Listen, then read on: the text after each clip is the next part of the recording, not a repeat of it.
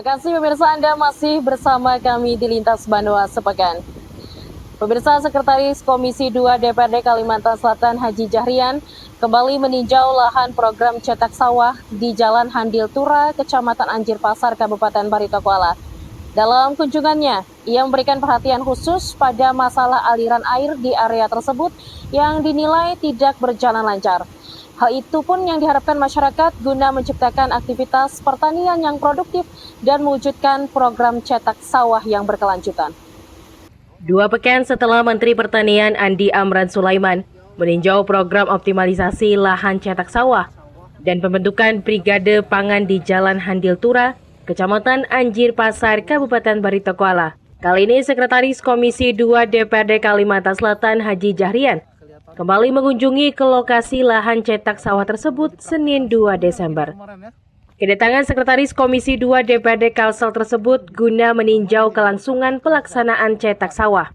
Namun saat kunjungan di siang hari itu, sayangnya tidak tampak aktivitas pertanian termasuk penggunaan alat modern karena pada saat itu kegiatan di lahan sedang tidak berlangsung. Selain itu, saat di lokasi, Haji Jahrian juga menyoroti masalah infrastruktur irigasi yang dinilainya belum memadai untuk mendukung produktivitas lahan seluas kurang lebih 200 hektar itu. Haji Jahrian menyebut bahwa aliran air di area tersebut tidak berjalan lancar. Salah satu solusi yang ia usulkan adalah pendalaman Sungai Anjir agar sistem irigasi bisa berfungsi dengan optimal. Hal ini dianggap penting untuk mendukung keberhasilan program cetak sawah dan mencapai target swasembada pangan dalam waktu 4 tahun ke depan. Di sisi lain, Haji Jahrian juga menyebutkan bahwa posisi lahan diapit oleh perkebunan kelapa sawit yang mana turut mempengaruhi aliran air ke area sawah. Untuk itu, dirinya berencana melakukan pertemuan dengan pihak perkebunan guna mencari solusi yang terbaik. Ya, saya melihat kemarin kan saya pernah kemari datang waktu Kementan juga datang, saya ikut melihat ternyata cetak sawahnya posisi di sini terkendalanya itu utara, selatan, barat, timur itu dikelilingi sudah oleh sawit. Makanya itu aliran air seperti di sini nih di samping itu nggak bisa berjalan baik dan lancar. Terutama irigasi posisi pendalaman Sungai Anjir Rutan itu harus dijalankan. Kalau nggak dijalankan seperti yang kita lihat sekarang ini, ya sawah mungkin dicetak tapi tidak mengharapkan sesuatu yang kita inginkan. Jadi tidak mungkin lah bisa mendapatkan sekian ton yang dimaksud kemarin gitu kan. Nah karena itu posisi irigasi yang untuk perairan yang ditutup oleh sawit, gorong-gorong sebagainya itu kita nanti sebagai anggota DPR memintalah kepada perkebunan agar bisa memperhatikan lingkungan untuk khususnya pertanian. Dan juga Kementerian AR-nya PUPR, perkebunan lain itu selain pertanian harus diatur irigasinya jangan sampai menutupi daerah persawahan. Saat ini pemerintah tengah gencar melakukan optimalisasi lahan cetak sawah sebagai salah satu langkah strategis untuk mencapai swasembada pangan. Untuk itu, program ini perlu didukung dari segala sisi, termasuk penyediaan infrastruktur irigasi yang memadai, penggunaan alat modern, serta penguatan kapasitas sumber daya manusia atau SDM di sektor pertanian. Rido melaporkan untuk Banjar TV.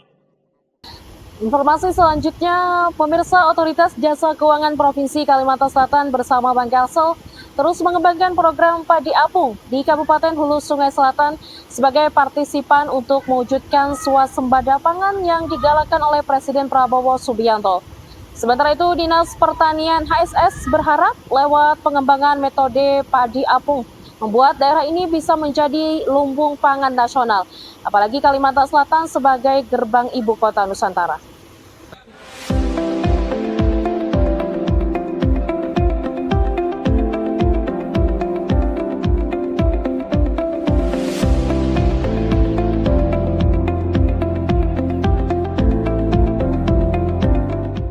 Berangkat dari dermaga negara, rombongan OJK Kalsel, Bank Kalsel, dan Forum Wartawan Ekonomi Kalsel bertandang ke Desa Siang Gantung, Kecamatan Daha Barat, Selasa 3 Desember 2024.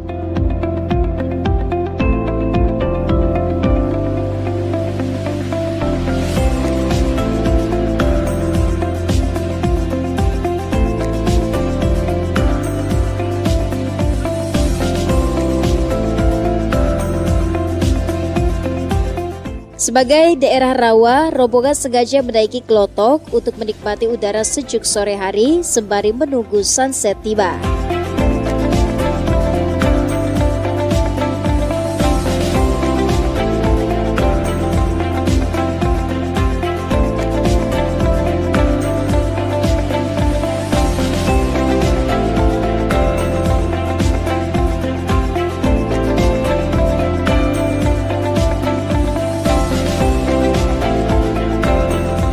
Kepala OJK Kalsel Agus Bayo menyampaikan, program padi apung tersebut sudah dilakukan penelitian dan pengkajian mendalam yang bisa dikembangkan di daerah rawa wilayah negara, di samping sebagai antisipasi atas perubahan iklim yang tak menentu, agar petani bisa terus menanam meskipun di musim penghujan, apalagi daerah ini hanya bisa 1 kali tanam padi setiap tahunnya karena sering tenggelam.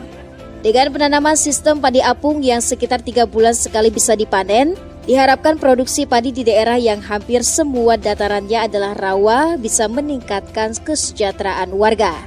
Padi apung ini bisa mengisi waktu-waktu seperti itu. Ketika tidak bisa konvensional, padi apung ini tetap bisa.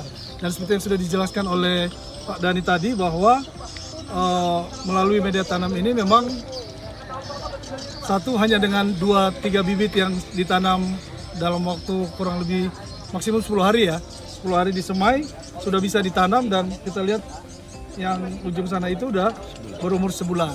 Kurang lebih yang sekarang di sana kan sudah mau panen, nanti akan seperti itu dalam waktu 3 bulan.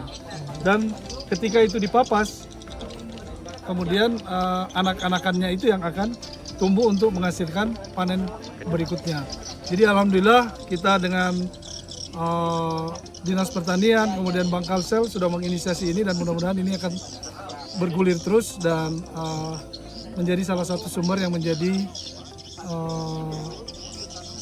sukses story ketahanan pangan sekaligus juga swasembada pangan untuk bukan saja Kalimantan Selatan tetapi bisa jadi penyedia bagi lumbung padi nasional. Sementara itu, Direktur Utama Bank Kalsel Fahrudin menyampaikan, bantuan untuk program padi apung di Desa Siang Gantung, Kecamatan Daha Barat ini merupakan program dari Corporate Social Responsibility (CSR). Ada 1.000 styrofoam yang diberikan Bank Kalsel, di mana setiap styrofoam itu dapat menanam 21 pot bibit padi varietas unggul. Fahrudin menyatakan Bank Kalsel berkomitmen untuk membantu program inovasi pertanian dan lainnya, khususnya untuk mewujudkan swasembada pangan di negeri ini. Untuk tahap awal kami menyiapkan CSR-nya. CSR dulu, nah ini tidak menutup kemungkinan untuk perluasan, untuk yang proses penanaman lainnya akan kita biayai dengan fasilitas pembiayaan dari Bank Kalsel, baik itu KUR atau program lainnya. Kami juga punya resi gudang, nanti kalau panennya kami siapkan untuk menampung, untuk menjaga kestabilan harganya melalui program resi gudang.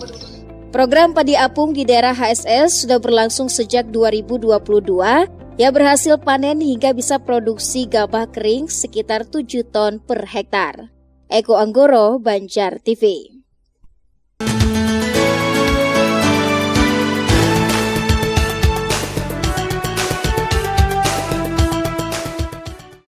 Jika musim penghujan tiba, maka mayoritas penduduk HSS yang bertani di lahan rawa tak bisa beraktivitas. Namun dengan hadirnya padi apung yang didukung OJK Kalsel dan Bank Kalsel itu membuat warga lebih produktif. Bahkan Dinas Pertanian juga menggelontorkan APBD untuk menyukseskan program tersebut. Apalagi media tanam styrofoam bisa digunakan hingga 10 tahun atau 21 kali panen. Sejak dikembangkan 2022 lalu, menurut Dinas Pertanian, setiap 1 hektar bisa panen rata-rata antara 5 sampai 6,2 ton, bahkan pernah mencapai 7 ton. Melihat tingginya potensi itu, HSS yang memang menjadi salah satu lumbung pangan provinsi, bisa berekspansi mendukung ketersediaan pangan di IKN. Harapan kita nantinya ya pada lahan-lahan yang rawa ini tidak hanya bisa dimanfaatkan pada musim kemarau, tapi di sepanjang musim nanti bisa dimanfaatkan.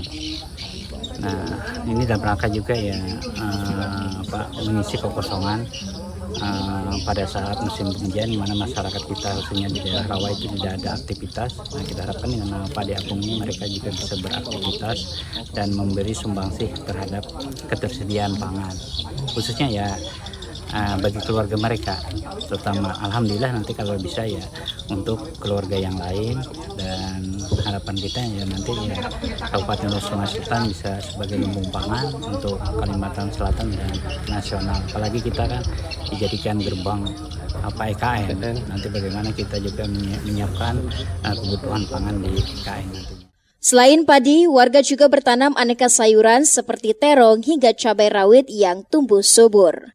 Eko Anggoro, Banjar TV.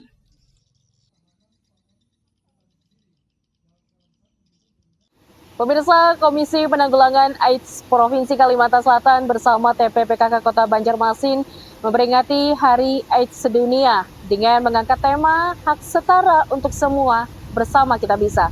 Peringatan diisi dengan berbagai kegiatan, mulai dari senam sehat, pemeriksaan kesehatan, pemeriksaan kulit gratis hingga konsultasi menyusui.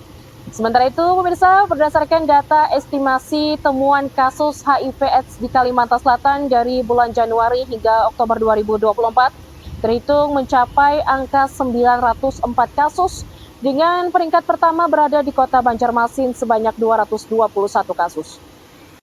Ratusan warga tampak antusias mengikuti gelaran senam sehat bersama oleh Komisi Penanggulangan AIDS KPA Kalimantan Selatan dalam rangka memperingati Hari AIDS Sedunia tahun 2024 tanggal 1 Desember di kawasan Siring Menara Pandang Banjarmasin. Mengangkat tema Hak Setara untuk Semua, Bersama Kita Bisa, momentum peringatan tersebut untuk menumbuhkan kesadaran terhadap penyebaran virus HIV/AIDS yang semakin masif di seluruh dunia, termasuk di Kalimantan Selatan. Perlu adanya kepedulian dalam mencegah dan menanggulangi virus HIV/AIDS di masyarakat, termasuk dalam hal bersikap terhadap orang dengan HIV/AIDS agar tidak terjadi diskriminasi atau memiliki hak yang setara. Ketua Tim Penggerak PKK Kota Banjarmasin, Siti Wasila, menghimbau masyarakat untuk tidak malu memeriksakan kesehatan diri dengan menerapkan cek kesehatan rutin atau cerdik, serta mengenali tanda dan gejala infeksi HIV sebagai peringatan dini agar tidak terjadi penularan. Iya, sebagaimana pada umumnya ya, kita harus menerapkan cerdik namanya, cek kesehatan rutin. Nah, cek kesehatan rutin ini dalam semua aspek ya, termasuk dalam rangka kita mencegah dan menanggulangi HIV/AIDS, jangan segan-segan untuk memeriksakan diri. Dan ini paling penting ada edukasi ke tengah masyarakat kita sehingga mengenali tanda dan gejala yang perlu menjadi warning ya, peringatan kemungkinan adanya infeksi HIV di tengah-tengah masyarakat kita, khususnya di daerah-daerah yang rawan, kemudian profesi yang rawan gitu. Tetapi dengan kondisi saat ini kadang-kadang anggota masyarakat itu tidak tahu bahwa dia itu terpapar ya. Mungkin kejadian yang tidak terduga gitu. Oleh karena itu jangan segan-segan untuk memeriksakan diri. Sementara itu, PLT Kepala Dinas Kesehatan sekaligus Wakil Ketua 2 KPA Kalsel, Nurul Ahdani menyebut, bagi masyarakat yang melakukan pengecekan kesehatan tidak perlu takut karena identitas akan dijamin kerahasiaannya oleh petugas medis. Untuk mencegah ini kita perlu kolaborasi, perlu komitmen, bukan hanya dari pihak pemerintah menyampaikan program yang 3.0 tadi, tapi juga kesadaran masyarakatnya untuk menerapkan perilaku hidup bersih dan sehat tadi, termasuk cek kesehatan secara rutin. Kemudian nanti tentunya karena tadi dibilang tabu tadi, kita juga ada komitmen antara pasien atau masyarakat yang memeriksakan diri dengan petugas kesehatan. Semua identitas kalau memang dia positif akan dirahasiakan, tapi untuk pasiennya tetap diberikan anjuran-anjuran, terutama kepada sasaran kita, terutama untuk menjelang 2000 Indonesia Emas 2035-2045, kita sasaran ke populasi kunci. Populasi kunci itu termasuk orang-orang yang punya faktor risiko tinggi terhadap kejadian. Selain kegiatan senam sehat, juga dirangkai dengan pemeriksaan kesehatan, pemeriksaan kulit gratis, hingga konsultasi menyusui. Erwin Yudanwari, Banjar TV.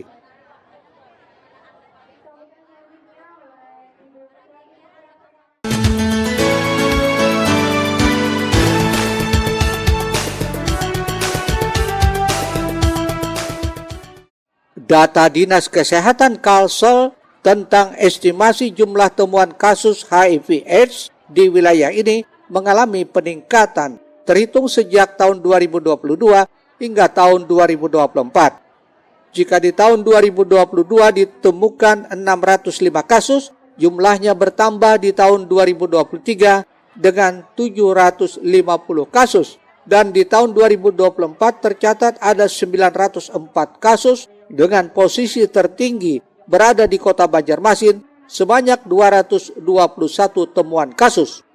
Menurut PLT Kepala Dinas Kesehatan sekaligus Wakil Ketua 2 KPA Kalimantan Selatan Nurul Ahdani, kasus HIV/AIDS ini dari tahun ke tahun dinilainya laksana fenomena gunung es. Tingginya angka temuan tersebut merupakan hal yang baik karena petugas bisa memberikan penanganan sedini mungkin. Pihaknya terus berupaya gencar melakukan edukasi kepada masyarakat sebagai bentuk pencegahan dan penanggulangan agar mengetahui bagaimana ciri dan gejala awal penularan virus HIV, termasuk mengkampanyekan penerapan perilaku hidup bersih dan sehat serta kesediaan dalam melakukan cek kesehatan rutin. Pertama, kita terus-menerus melakukan kampanye HIV/AIDS, artinya memberikan edukasi kepada semua lapisan masyarakat. Kemudian juga kita tidak lupa menyampaikan bahwa melakukan edukasi terus-menerus, menyampaikan kepada masyarakat, tentunya sebelum kita sampaikan dulu gejala-gejala, tanda-tanda pengenalan sehingga masyarakat umum yang tadinya kurang tahu harus tahu. Dan setelah dia tahu, mungkin nanti yang memastikannya tentunya dibawa, jangan ragu-ragu untuk memeriksakan diri ke puskesmas, ke rumah sakit terdekat ataupun ke tenaga kesehatan. Nanti juga tetap akan dibawa ke fasilitas kesehatan untuk penegakan diagnosis. Hal senada juga disampaikan Ketua Tim Penggerak PKK Kota Banjarmasin, Siti Wasilah, yang mengajak seluruh pihak untuk sadar dan peduli melakukan upaya pencegahan dan penanggulangan dengan memulainya dari lingkungan keluarga. Oleh karena itu, kegiatan hari ini mudah-mudahan menjadi kesempatan untuk kita menyadarkan semua pihak bagaimana kita peduli dalam upaya pencegahan dan penanggulangan, termasuk bagaimana kita bersikap untuk memberikan tempat yang sebaiknya ya kepada para ODHIV sehingga mereka tetap bisa bersama masyarakat sekaligus juga membantu peningkatan upaya edukasi pencegahan dan penanggulangan HIV/AIDS. Peringatan khas tahun 2024 juga dilakukan penandatanganan komitmen bersama kolaborasi antara pemerintah, lembaga kesehatan, masyarakat, serta sektor terkait lainnya dalam mewujudkan tercapainya program Treat Zero HIV/AIDS tahun 2030. Erwin Yudanwari, Banjar TV. Pemirsa, Lintas Badua sepekan masih akan segera kembali dengan beragam informasi lain, di antaranya kunjungan peningkatan wawasan kebangsaan DHD 45 Kalimantan Selatan. Nantikan informasi selengkapnya sesaat lagi.